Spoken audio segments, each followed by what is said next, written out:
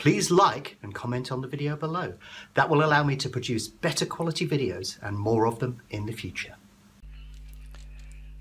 So let's look at another automation rule within BetAngel, and this time we're going to look at one that does some Dutching, but we're going to add a twist on it, as we always do.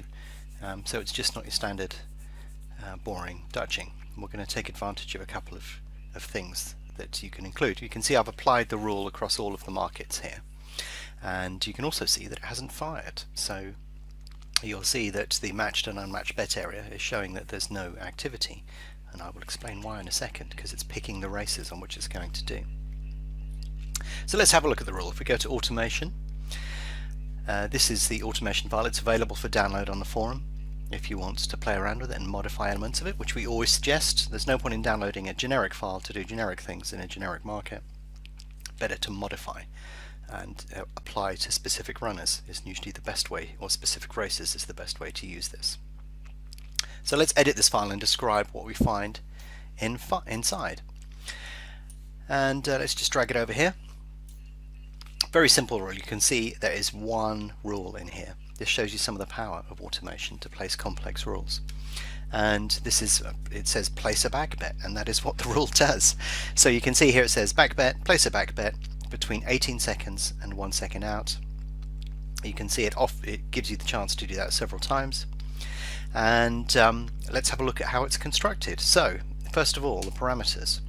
We're going to say place a back bet at the best market price, do it by book percentage, and use a stake of £10. So you set the stake across the entire book. So we're saying we're going to put this bet into the market, and we're going to use a base stake of £10. So if everything goes wrong, that's the worst loss that you could make. The conditions that we're going to apply are the following. So the first one is number of matched bet conditions. If you go back to the start here, you can see it says here, allow the rule to trigger 6 times every 2 seconds. So what this condition here is doing is saying, oh, are there any bets in the market? Because if there are, and it's placed some bets, it won't allow the rule to fire. So basically, once the rule fires, it will not fire again. And this condition just checks that.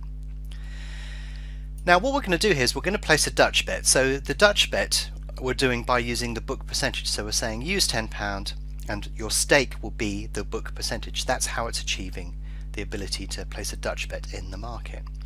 And what it's doing is it's going to add some conditions here to determine whether it should do that and on what runners it's going to do it. And the condition that it's using here is the stall draw condition. So it's basically saying those that are drawn low in the market, place the bet on those.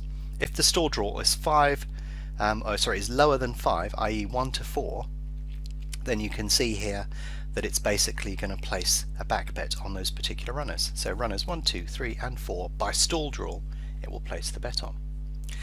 Now it's also going to qualify that further, because obviously the stall bias is stronger on shorter races. So it's saying here the race type condition, the race distance is less than 8 furlongs. So you can see it's emphasizing. That's why we haven't seen it. If I move this away, this is why we haven't seen it trigger yet, because all of these races here are more than 8 furlongs. But you can see down here we've got a race at Haydock, and it will trigger on that particular race.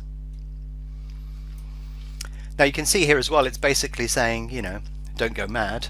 If there's just 3 runners, don't back all of them. So it's basically saying the stall draw is below a certain value and there are more than 7 runners. So again, you can modify this to however you wish, but it's basically saying greater than 7 runners, stall draw is less than 5, the race is less than 8 furlongs, place that bet. And when it does that, it will place the bet on those runners in equal proportion to achieve a profit based upon your original stake. So that will vary up or down. What we'll do is, I think that explains the rule fairly clearly. We've applied it to all the markets. We'll wait for a race to come along where it can trigger, and then we'll initiate the bet, and you can see what it does in the market. So your Togster is running at the moment. That will finish in a minute, and then attention will switch to Haydock. And we have applied a rule here, which is the Dutch runner with draw bias automation, and that will spring to life 18 seconds out to look at this particular race, which we know meets the criteria because it's 5 furlongs and it's got the right number of runners, and it will place a bet at around 18 seconds. So we'll pause the video momentarily here and return to it as it's about to reach that moment.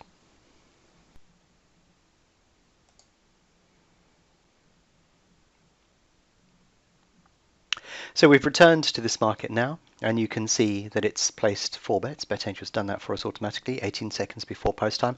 They're running a little bit late at this moment, so in fact they're going to go off past post. But let's have a look and see what BetAngel has done. If we double click on this here, it will transport us to the market, and you can see it's placed a back bet here, here, here, and here. And the reason that it's done that is if I bring up the header again, and we sort by stall draw, you'll see that stalls 1, 2, 3, and 4 have positive values on them. So what BetAngel has done is it's looked at the front 4 on the market, it's worked out a stake by book percentage, so it's effectively Dutched these front 4 for an equal profit. You can see we'll make a loss if some of the others go on to win, but basically it's covered the 4 that are on the lowest stall draw. And that will allow us to profit if any of those go on to win. And obviously we'll make a loss if any of those don't go on to win. But that's the sort of game that you're playing. You're basically saying, these are the ones that I think are going to win. These are the reasons that I think it's going to win. And for example, you know, I'm not aware of a heavy draw bias at Haydock, but I am at Chester and Beverley. So, you know, maybe you wouldn't do it at Haydock. We're doing it here as a demonstration, but you would probably do it at some of those other courses that I've just mentioned. But the most important thing to understand here is that, you know, we've set this up. This can run all day for us. We can nominate races that we want it to run to. We don't have to do it on all the races. And courses with a strong draw bias, you could obviously do it at, and you'd miss out ones that necessarily didn't have a draw bias. But let us go and see what happens in this race. This event is now in play. So the race has just turned in play. And the situation that we've got here is basically, if these 4 go on to win, we will win something. And if these go on to win, then we won't win anything. So you can see here that we've got Adam's Ale is off to a good start here. So there's a fair chance that this particular strategy won't work on this market.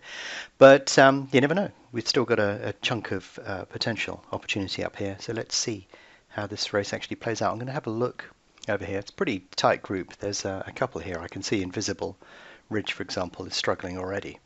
But there's about 4 or 5 towards the front. There's a couple coming through now, picking up speed, and is making a break through the middle here. It could be one of any 3 of these, and we've got 2 of them.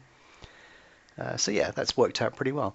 You can see from the way that we set it up, it was a really simple setup, and we didn't use that much science. But obviously, if you put a bit more science into it, and you're a bit more selective about what you want to do and how you want to do it, and so on, this can be particularly effective. And of course, with BetAngel, you can run that all day. You can sit down, decide which races you want it to apply to.